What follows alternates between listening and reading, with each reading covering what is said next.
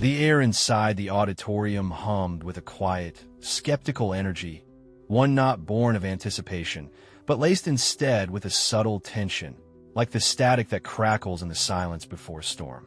The university was known for its sprawling stone campus and lush gardens, but on that crisp March evening, it had become a different kind of stage. A symposium on culture and freedom of expression had drawn a diverse mix of attendees, students, activists, artists, and a handful of public figures, each drawn to the evening's theme, bridging divides in America. Among them was Pam Bondi. She arrived without fanfare, her steps unhurried, her presence demure rather than dominant. There were no blinding lights to announce her, no entourage to clear a path.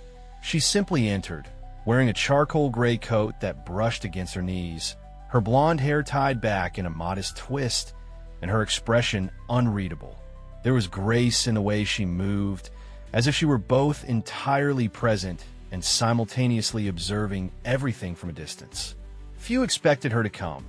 Former Attorney General of Florida, former member of a controversial administration, stepping into the lion's den of a liberal arts institution known more for avant-garde film studies and student protests than for hosting conservative voices. Her name, when announced on the promotional materials a week prior, had caused ripples through campus halls. Students debated her inclusion, faculty wrote think pieces in newsletters, and social media lit up with scathing previews. The mood was clear. Her presence was not merely questioned, it was unwelcome. Pam, however, didn't come to be liked. She came because silence would have been easier, and the easy path had never drawn her. That morning, she had stood by her hotel window watching snowflakes melt against the pane, their delicate vanishing act reminding her of how quickly perception distorts into judgment, especially in a country aching with division. The university had paired her on stage with a panel of cultural figures, among them an especially vocal critic, Julian Ryder. Known in the indie music world for his raspy baritone and fiery political ballads, Julian had built a reputation not just for his music, but for his ability to eviscerate public figures with surgical sarcasm. His disdain for conservative leaders was well documented, and when asked about the evening's panel, he had posted a photo of a piano with a single caption: "If they're going to invite her, I hope she can at least find middle C." The jab had gone viral, so when the auditorium's lights dimmed and the moderator welcomed the crowd, there was already a fault line running through the room. One side quietly watching Pam with arms folded, the other shifting in their seats, curious whether civility could survive the night. Pam sat 3 seats away from Julian, her expression composed but still. The conversation began predictably. Talk of division, misinformation, mutual misunderstanding. Julian spoke in punchy metaphors, his words dancing with condescension as he referenced public figures who play power chords but couldn't read sheet music of human empathy if it were tattooed on their palms. Laughter followed. He didn't look at Pam directly when he spoke, but everyone knew who his notes were aimed at. Pam, for her part, responded with the same measured calm she was known for. Her voice did not rise, and her words lacked the flair of performance. She spoke of responsibility, of perception, of what it meant to be hated without ever having been spoken to. She did not apologize, nor did she provoke. But there was something in her voice, a texture like silk pulled taut over steel, resilience that didn't beg for approval. It wasn't long before Julian turned to the moderator and asked, with a smirk just wide enough to stir the room, "Before we get too serious, can we have a little fun? I heard Pam plays piano. She brought that skill to the campaign trail, didn't she?" There were chuckles, nervous ones, then a few bold ones. Pam smiled faintly, as if acknowledging a familiar rhythm in Julian's taunt. The moderator, unsure, chuckled as well, then motioned toward the baby grand tucked to the side of the stage. It had been placed there for Julian's closing performance, a short musical set meant to end the evening on a hopeful note. "Would you like to?" the moderator asked, his voice lifting with uncertainty. "Only if you're comfortable." Julian leaned back in his chair, arms folded, gaze smug. Pam didn't answer right away. She looked toward the piano, the elegant shape, the polished wood reflecting the amber stage lights. It stood there, silent but dignified, like a truth that didn't need an introduction. Then, without a word, she rose. She walked slowly, her heels echoing through the quiet room. Every eye followed her, unsure whether to expect a fumbling attempt, a protest, or a symbolic refusal. Instead, she sat at the bench and removed her coat, folding it gently across her lap. Beneath it, her black dress shimmered subtly under the lights, catching the breath of the room with every motion. She rested her hands above the keys, but didn't begin. For a moment, there was only stillness. The air grew heavier. Even Julian shifted in his seat, unsure now whether this was still a game. And then she played. It began softly, so soft the first notes seemed to arrive not from the piano, but from the silence itself. A piece by Rachmaninoff, unmistakable in its aching tenderness. Each note unfurled with haunting clarity, like a voice from a room you'd forgotten you once lived in. Her fingers moved with assurance, but not aggression, the melodies swelling and retreating like tides drawn by an unseen moon. There was no performance in her body, no dramatic sways, no tossed-back hair, no exaggerated emotion. But her playing carried a depth that made hearts stir without warning, as if each note tapped into memories people didn't know they still carried. Julian stared. He didn't laugh now. He didn't blink. As the music deepened, so did the silence around her. The auditorium, so recently echoing with snickers and veiled applause, had become reverent. Even the cynical among them could not deny it. She wasn't proving a point. She wasn't reclaiming dignity. She was simply being, and in that being, there was something undeniable, something transcendent. When the final note fell away, leaving only the sound of her breath as she exhaled, long and slow, the room remained silent. No clapping, no shifting, just stillness, and the sound of something unspoken settling into the hearts of all who had doubted her. Pam Bondi stood, picked up her coat, and walked back to her seat. Julian's eyes followed her. His expression, so sure of itself just minutes ago, was now unreadable. And the audience, once fractured by bias, now sat united, stunned into a shared moment of wonder. This was only the beginning. The second Pam Bondi resumed her seat, the auditorium became something else entirely. Not a space for argument, not a venue for intellectual combat, but a sacred stillness, as if everyone present had just glimpsed something far greater than politics. Her hands rested gently in her lap, her expression unreadable yet peaceful, like someone who had nothing more to prove and nothing left to defend. The final chords of Rachmaninoff still lingered in the space, like smoke after a fire, soft but inescapable. Julian Ryder didn't speak. His fingers twitched once against the sleeve of his coat, his mouth half open as if to conjure a clever remark that never quite came. He leaned forward slightly, arms no longer crossed, and his posture now betrayed something far from smugness, something closer to reflection. For all his lyrical genius and stage bravado, he had not expected this. He had expected resistance, maybe even defiance, but not depth. Not this cathedral of sound conjured so effortlessly from the woman he had mocked. The moderator glanced between the two panelists, uncertain whether to intervene or to let the moment stretch into the silence it seemed to crave.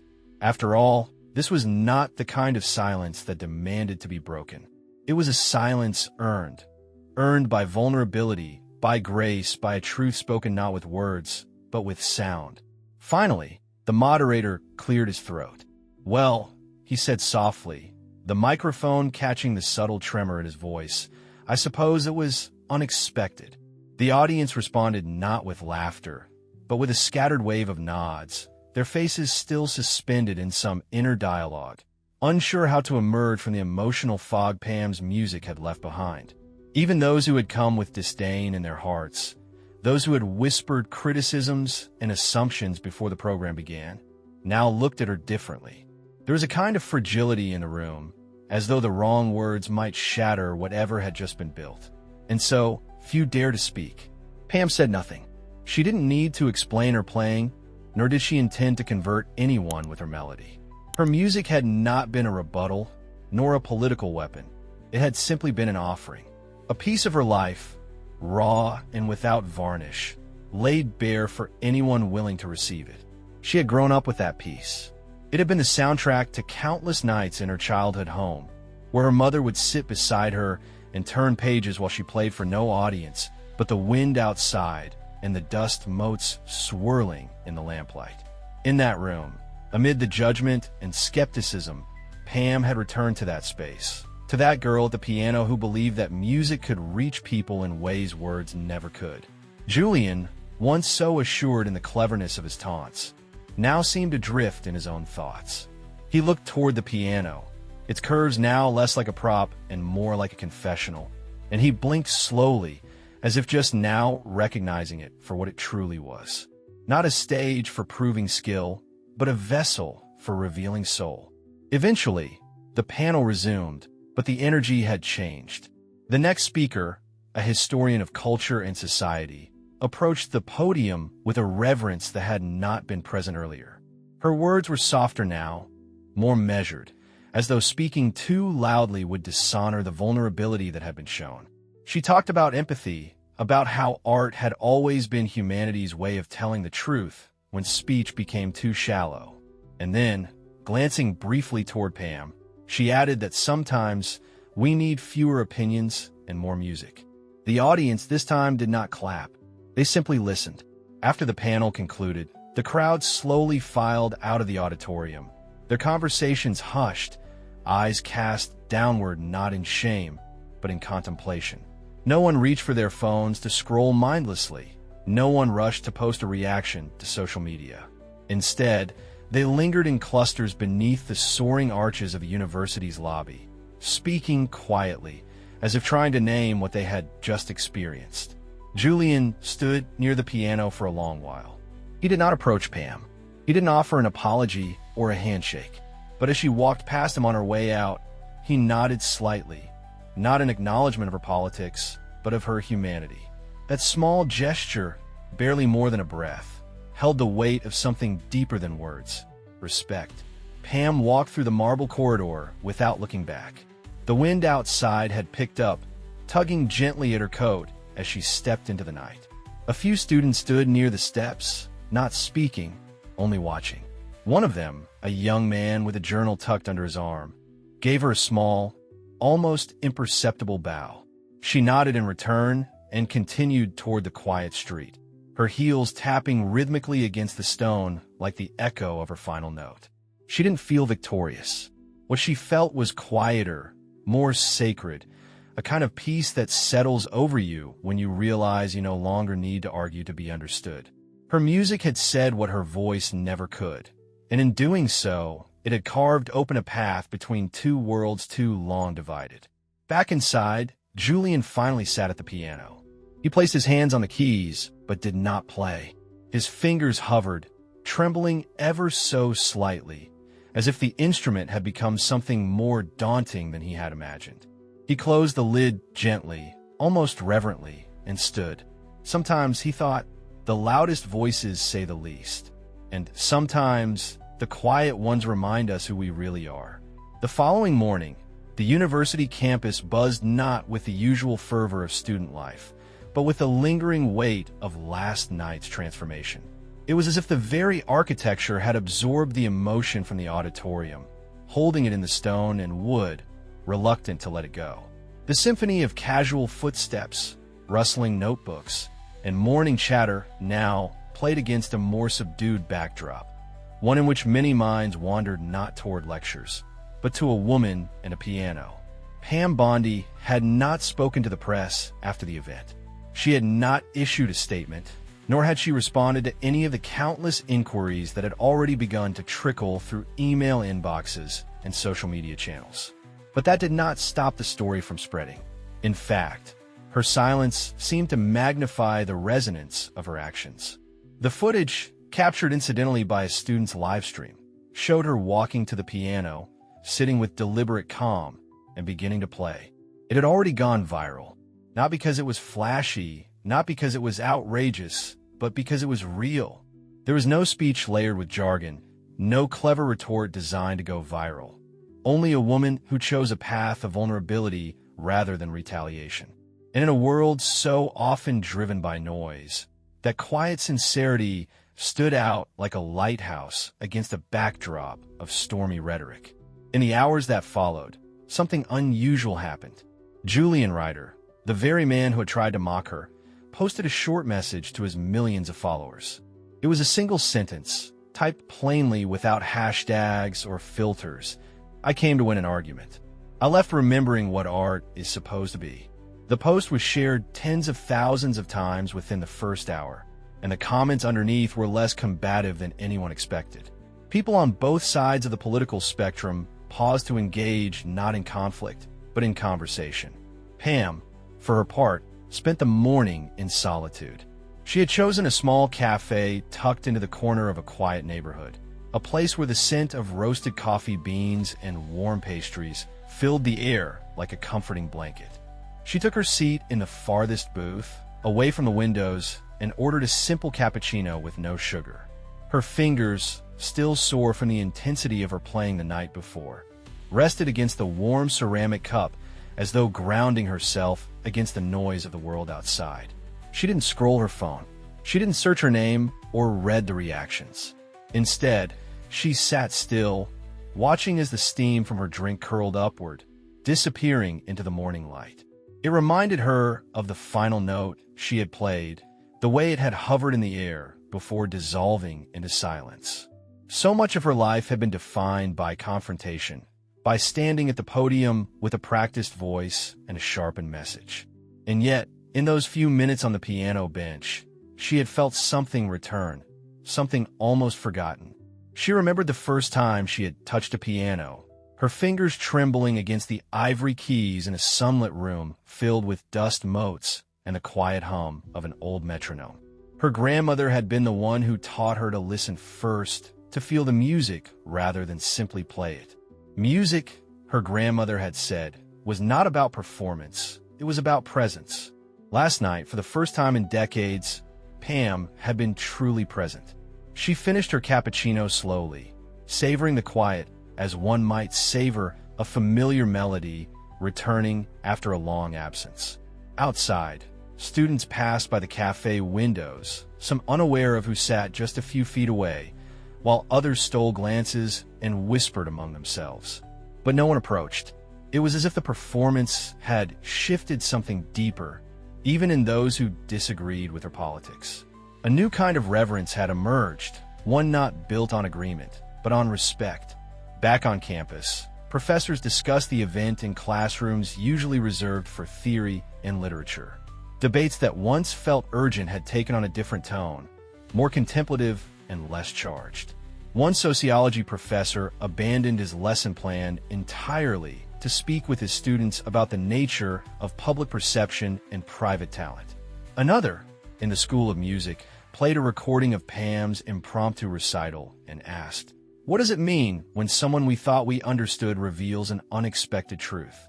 Even Julian's fan base, long known for their sarcastic commentary and cultural critiques, found themselves reckoning with a more complicated reality. His followers, many of whom had cheered on his earlier jab, now posted videos of their own performances, sharing stories of when music had carried them through grief, heartbreak, or loneliness. Somehow, Pam's quiet act of musicianship had created not just a wave, but a tide, a movement of people willing to reflect before reacting. Later that afternoon, as the sun warmed the old university chapel and the bell tower cast its shadow across the lawn, Pam found herself invited to a smaller gathering. A discussion group formed spontaneously by a group of students who had attended the event the night before. The invitation came not from the administration or any formal organization, but from a handwritten note left at the cafe by a young woman with round glasses and the ink of calligraphy still fresh on the page. It read, "We weren't ready to listen, but we're listening now. If you're willing to speak, not to win, but to share, we'd be grateful." Pam folded the note carefully and tucked it into her coat pocket. She didn't answer right away. She didn't need to. Instead, she walked once more through the winding cobblestone paths of the university, her heels tapping with a steady rhythm. The buildings, once cold and imposing, now felt different, warmer, perhaps, or maybe it was simply that her presence there had changed, not in appearance, but in essence. When she arrived at the chapel hall, the room was modest, filled with folding chairs and soft light filtering through stained glass. A group of 15 students sat in a loose circle, some still unsure of what they were doing, others visibly nervous. But when Pam entered, they stood, not out of obligation, but instinct. And then, without fanfare or introduction, she sat down among them. She did not lecture. She did not defend herself. She simply began to speak, not about politics, not about power, but about music, about loss, about grace, and about how sometimes the best way to reach others is not to raise your voice, but to share your silence. By the time the sun had dipped below the horizon, casting golden streaks across the chapel's worn floor, the students had stopped taking notes. They just listened, because sometimes when someone plays one beautiful song, it becomes impossible to hear them the same way again. By the next day, the story had traveled far beyond the ivy-covered walls of the university. What began as a modest campus symposium had blossomed into a national conversation, not because of an argument, but because of a performance that had unexpectedly disarmed its audience.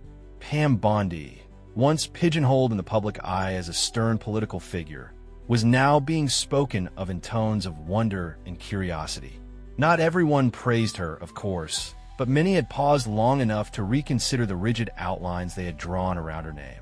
Editorials surfaced from both predictable and surprising places. Some publications framed the moment as a rare display of grace in an otherwise divided cultural landscape. Others saw it as a cautionary tale, how easily people could be swayed by talent, forgetting the deeper divides that politics often exposed. But even within the most skeptical reviews, a tone had shifted. The critics no longer spoke of Pam Bondi as merely a politician. They spoke of her as a woman, as an artist, and more importantly, as someone who had revealed a part of herself they hadn't expected to find. At the university, reactions were no longer limited to hushed conversations and group texts. In classrooms and open lawns, students debated not the ethics of her presence, but the consequences of quick judgment. A sociology professor led a spontaneous lecture on performative empathy versus authentic vulnerability, pointing to the event as a rare example where the lines blurred, not because they were manipulated, but because they were human. Even Julian Ryder had changed in ways he hadn't yet fully admitted to himself. That evening, he stood alone inside the now empty auditorium, the soft click of his boots echoing through the vast chamber. The lights were dimmed, the stage stripped bare, and the baby grand piano stood silently in the corner, its lids still closed. He approached it slowly, not as a performer, but as someone trying to understand something beyond the reach of melody. He had spent much of the day fielding interviews and messages, some congratulating him for owning the moment with humility, others asking why he hadn't doubled down or reclaimed the spotlight. But none of those responses satisfied the storm quietly unraveling in his chest. What haunted Julian was not embarrassment, nor the unexpected applause for Pam. It was something more difficult to name. It was the realization that despite years of speaking out, writing songs, and stirring crowds, he had rarely ever listened. That night, he sat at the piano and opened the lid. He did not live stream it, nor did he invite a journalist to capture the moment. There was no audience, no script. He placed his hands on the keys and began to play, not for applause, but for clarity. His melody was raw and hesitant at first, the kind of playing that emerges from a soul uncertain of its footing. But slowly, something deeper took hold. The notes found their voice, fragile but unyielding, and filled the empty room with the sound of a man rediscovering what it meant to feel rather than perform. Meanwhile, Pam had returned to her hotel, exhausted not by confrontation, but by the emotional gravity that had followed her every step since the night of the recital. The soft glow of the city skyline framed her silhouette as she stood by the window, arms folded loosely as she watched headlights crawl along the roads below. A hotel notepad sat untouched on the desk behind her, but inside her mind, The words were already writing themselves. Phrases of reflection, of gratitude, of complex questions that could never quite be resolved in black and white. She thought about Julian, not with anger or resentment, but with a strange kinship. There had been a time when she, too, had reacted swiftly to judgment, meeting fire with fire, convinced that silence was a sign of weakness and that softness had no place in public discourse. But time had changed her. Music had changed her. Life had weathered her, smoothing out the sharper edges and revealing something she had once hidden, even from herself. And now, in the quiet of this high-rise room, she felt something rare and powerful. Liberation, not from criticism or opposition, but from the need to always defend. Her phone buzzed once. It was a message from the moderator of the symposium. Short but meaningful. "You reminded us what humanity looks like when it's not afraid to be heard in another language." Pam smiled faintly, not because she had won something, but because she had given something, and the giving had healed something within her too. The following afternoon, the university held a student-led town hall to discuss the implications of the panel. The event had been organized organically, with no direction from administration, no press coverage, and no official agenda. And yet, the room filled quickly. Folding chairs were rearranged into wide circles. Voices lifted not in competition, but in curiosity. Some students spoke about their disappointment with past political decisions, but others admitted, often for the first time, that they had made assumptions about people based solely on affiliations, not actions. A young pianist from the music department stood up near the end, his hands trembling slightly as he spoke. He shared that he had once considered giving up performance altogether, believing the world had no room for beauty in the age of outrage. But after seeing Pam's recital, something in him stirred again, reminding him that art was not the absence of conflict, but its counterweight. His voice cracked, not from weakness, but from recognition. "We talk about empathy," he said, his gaze sweeping across the room, "but last night I saw it in motion. It came through the keys of a piano, and it left a mark. No one clapped. No one needed to. The silence that followed his words was its own kind of standing ovation." And somewhere else in the city, in a small studio where guitars lined the wall and lyrics scrawled across scattered pages, Julian Ryder sat with an unopened notebook resting on his knee. He stared at it for a long while, then picked up a pen. The first words he wrote were not polished or lyrical, but honest. She didn't change the world, but she changed the room. And sometimes that's where the world begins. 3 days after the recital, the echo of Pam Bondi's performance still moved like a quiet current through circles that rarely intersected. Students and journalists, professors and podcasters, skeptics and supporters alike. But the moment had begun to evolve beyond its origin, not merely as a story of surprise, but as a mirror held up to assumptions too long left unchallenged. It wasn't about politics anymore. It was about perception and the space between who people are and how they are seen. On the fourth morning, a handwritten letter arrived at the university's arts department, unmarked by postage, tucked inside a weathered envelope with no return address. It was short, but carried the weight of a soul turned inward. To those who listened, not because you agreed, but because you were willing, thank you. The music was not a performance. It was a translation. Signed simply, P. The faculty displayed it on a bulletin board outside the music theory classroom, beneath a photo of the baby grand where it had all begun. Students lingered in front of it between classes, their backpacks slumped at their feet, their conversations quieter, as if trying to decode what translation truly meant. Elsewhere, across the digital landscape, the discourse began to shift in tone. Viral clips still circulated, but the comments grew more nuanced. People were no longer arguing about whether Pam Bondi was right or wrong in her politics. They were reflecting on how easily conviction can become contempt when we stop listening. Dozens of podcasts featured the moment, some breaking down the psychology of nonverbal expression, others marveling at the poetic irony of a public figure saying more in silence than they ever had through speech. But the most unexpected development came not from the pundits or professors. It came from Julian Ryder himself.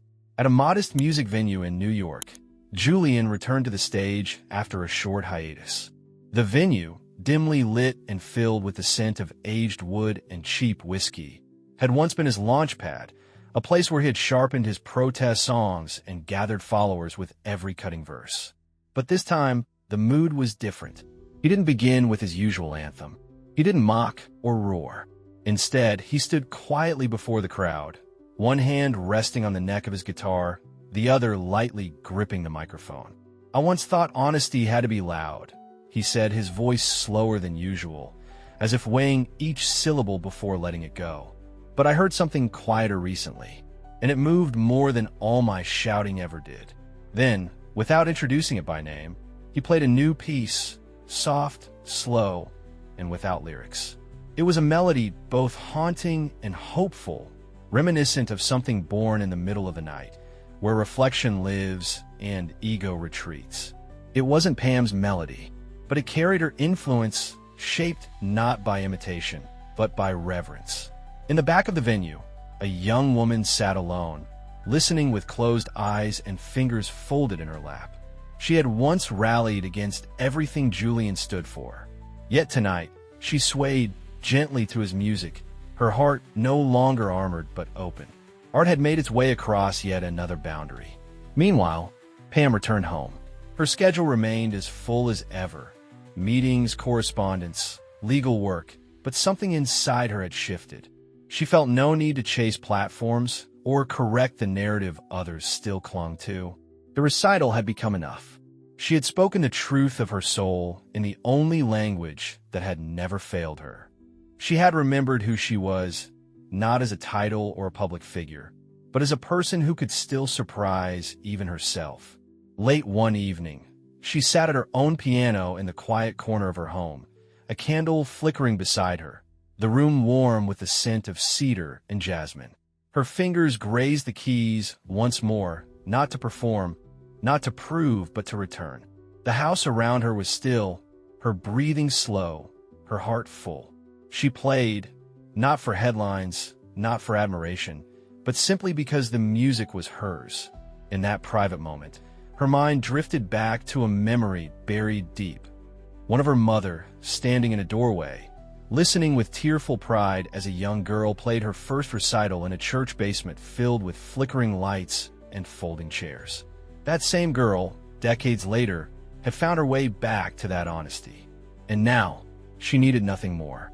Far away, Julian Ryder wrote a piece for an online publication, a reflective essay titled "The Note I Never Played." In it, he described his assumptions, his confrontation with humility, and how sometimes the truth arrives not as a sermon, but as a sound. He ended with a line that echoed across countless screens and hearts. In an age where voices clash like cymbals, she reminded me that a single note, well placed and honestly delivered, can silence the storm. It was shared thousands of times, not because it trended, but because it told the truth. At the next university symposium, the music department announced a new initiative, a yearly recital open to anyone, regardless of background, political leaning, or field of study. They called it the Common Key. Its purpose was simple: to give space to the sounds between us, the ones that speak when our words fail. And in the program's first year, a scholarship was established in honor of that evening, funded quietly by anonymous donors, many of whom had been in the auditorium the night Pam Bondi played. There was no ceremony, no official recognition, only a quiet plaque on the side of the baby grand. To those who dare to play when silence is easier. And so the story, though it ended, did not conclude. It lived in every student who paused before speaking. It breathed in every artist who dared to soften their voice. It echoed in every moment when someone chose to see rather than assume. Because in a world hungry for noise, sometimes the most revolutionary act is to listen.